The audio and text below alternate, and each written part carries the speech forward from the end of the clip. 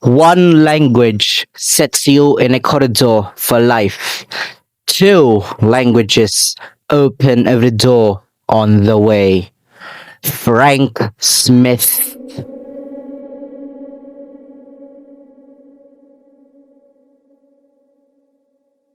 Language is the lifeline of humanity itself. Without language, we cannot speak. If we cannot speak, we cannot connect with each other in any way. Language has had to have a purpose, a need to be used. The why, the how, it has to have a function. And the function is, obviously, to talk to other people.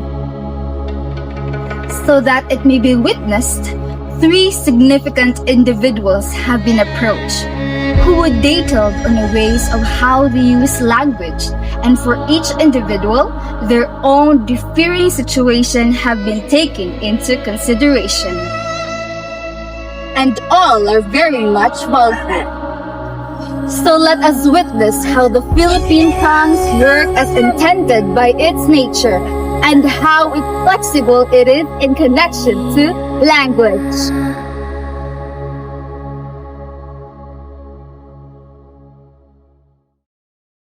Our first question is, have you fully mastered the language of your workplace, and did you have difficulty in adapting to it? So far, I learned the language of my workplace slowly because localers doesn't know also how to speak English. And that's why I have the one who just how to learn their basic languages from them.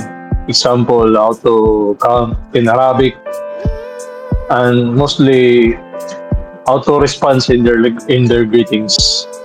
The greetings of the Muslims, the Assalamu alaikum. You should learn for this and how to respond. The Malaikum Salam. Okay. So for the second question, is there by any chance you've forgotten the language in the Philippines? Why or why not?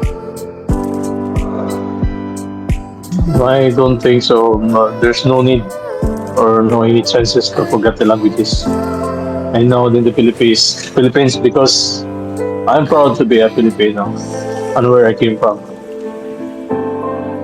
Okay. And for our last question, what do you think is a great concept of a law that lawmakers should create to help future OFWs that will work in a country that speaks a language they don't speak? I think there's no need because only in the Philippines has the high standards of requirements. I think for applying a job, why? Because other countries doesn't even know how to read or write, but they still manage to come in other countries. Okay.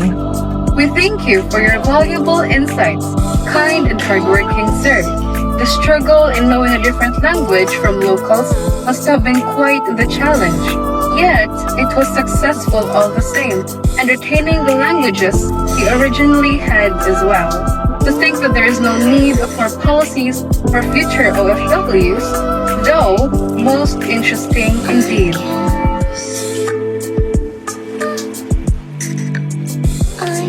Our first question, ma'am, is what are the languages you know, whether mastered or not, and how do you use it in your daily life? Okay, so there are three languages that I know. They are Cebuano, Filipino, and English. Now, at home, when I speak with my nieces, for example, or my relatives, I always speak in the L1 or the native language, since it is our language, the language that we all grew up with. And however, when I am in school, or especially when I am inside the classroom, I speak in English, especially in conducting lessons and activities. Okay, so next question, ma'am. As an English teacher, do you shift between two or more languages in class, including English? If yes, how and why do you shift between the languages you know and the language you teach? If not, why don't you shift between two or more languages? Okay, so inside the classroom, I speak. The main medium of instruction is English. However, there are times when I have to switch from English to the native language of my students. Especially if there are words in the PowerPoint presentation that are not that understandable or not that comprehensible to them. And as well as if the statement, for example, is vague or dili kayo siya masabtan. So I code switch for them to understand and for kanang mo level ko sa ilang akong level of understanding. So for it to become comprehensible input bitaw, ang imong itudlo is according to sa ilang level.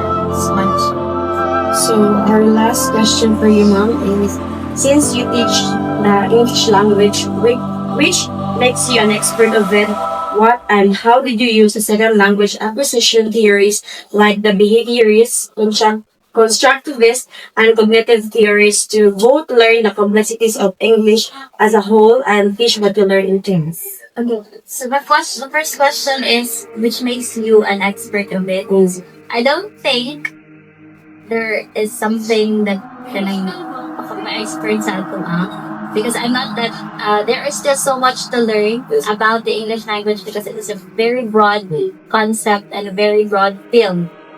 But then in my previous experiences I have learned to use it over time, and that's where the law of exercise, the law of use comes into the picture, diba? Because when you practice something or when you use it continually, more siya mo strengthen ang imong neural connections and then you get better at it. So yeah, I can say that I'm an expert of it, but I get to use it and practice it day by day, especially that my job is teaching and I continually communicate with my students. Now, growing up, I think that I am a combination, or my second language acquisition is a combination of the different theories, such as what you've mentioned, the constructivist, behaviorist, and the cognitivist. Especially in elementary, diba, we learn through the strict drills, structures. So I think that helped me to accumulate or acquire words, vocabularies, and that's how I learned also. But then over time, I also learned how to construct my own knowledge from my own, especially during the pandemic, because we are blended learning. So yeah, we are somehow forced, not that forced, but yeah, forced to learn on our own. So that's it. I think I'm a combination of both all of the different theories. Now inside the classroom, I think the best theory is a combination of the different theories, whether it be traditional or progressivist or student-centered. Both of them can really help sa atong students na mo-acquire the target language or the English as a second language. So I think you can use both the traditional approach I don't know. Traditional approach is strict drills inside the classroom, as well as the student-centered approach, constructivist. You let them learn on their own. So yes, I think it's a combination of mga different approaches, and I always try to integrate that inside the classroom para di put pure nga teacher-centered lang or pure nga student-centered. So that's it. Alright. Many thanks to your treasured knowledge, ma'am. Indeed, using the first language and the language for instruction interchangeably in certain situations at home or at school is most useful. There's also stability and strength in using all the mentioned SLA theories at once, both in learning and teaching the English language.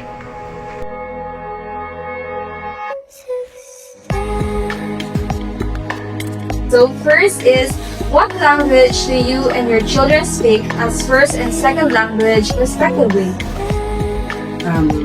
Morning everyone.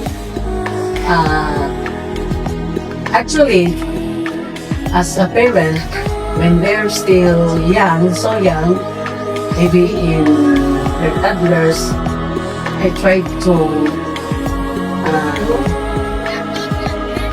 let them, or I try to speak in English so that as they grow, they can be natural for them to speak in English. But after around maybe 3 to 4 years, when they have already their peers, since they cannot understand well in Bisaya, that was the time that I introduced some words or Visayan words so that they can also play with their peers well, because they can speak vernacular also, aside from what I taught them as language, which is English. So later on, they converse or communicate with us or with their peers, classmates, either in English, but mostly in Visaya language na, in dialect. So here's the next question. Has there been any sort of miscommunication between you and your children due to language confusion? If yes, how are those miscommunications resolved? And if not, what are the reasons behind the flawless communication? When you say communication, it doesn't mean only about speaking, speaking in English, diba? In communication, there must be verbal and non-verbal communication. So in verbal communication, sometimes I may misunderstood what they're trying to say, but later on, as they explain what is in their mind, so we could understand each other, then there would be no miscommunication. And also, they must express what they feel, so that they cannot be misunderstood.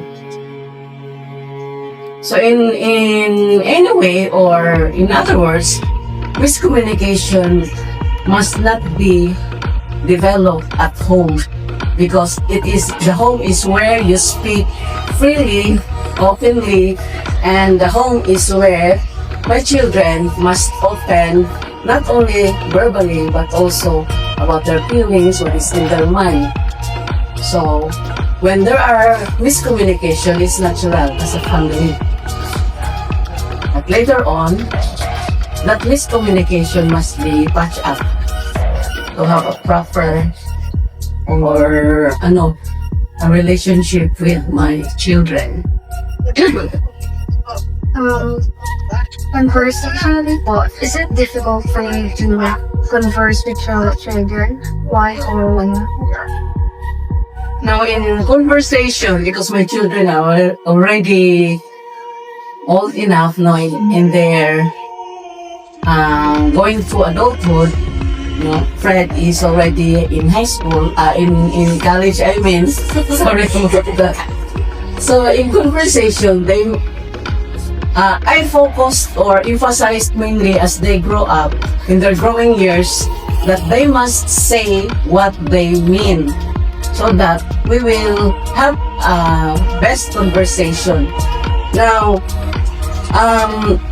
in this way, they can clearly state what is in their mind and also what is in their heart, especially during times of maybe troubles, not only during fun times, but also during times when they meet obstacles in life, some circumstances, problems. So they must say and state what is in their mind, and they must also tell us what they feel, so that there would be a good conversation at home. Now, especially during dinner time, when we gather eating, must be a conversation about some topics those topics must be fun so that they can also open about their daily routines, as well as they can open about freely about their dreams in life.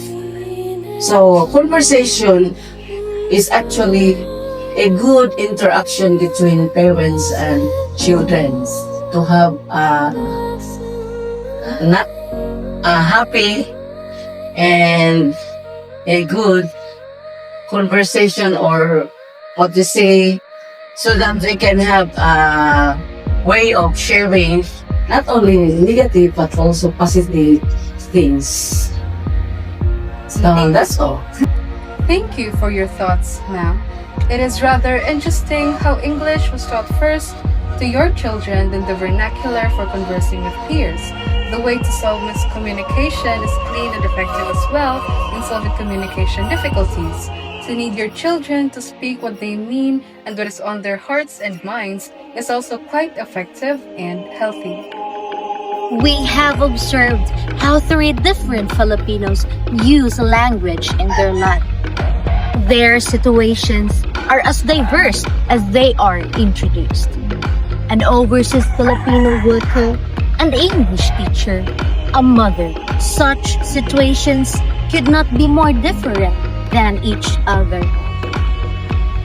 In all those situations, however, the single social implication is most visible. That is, language is very much taught to or learned by a person.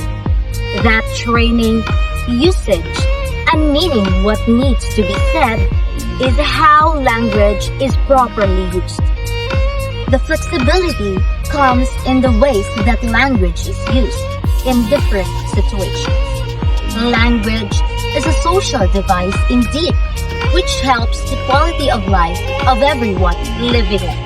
Such is the constant truth, and changing regardless of the situation of any certain person. With that implication taken into consideration, let us consider the situation of those who needs work and how we may improve their quality of life. Such could take the form of a policy that allows the future workers a crash course of the language that they would soon need to speak, inside or outside the country. Such a policy would help their quality of life the moment they would start working. And with all that, we would thank those who are involved in the creation of this educational piece. A good day to all who witness this piece. May your life be as flexible as language itself.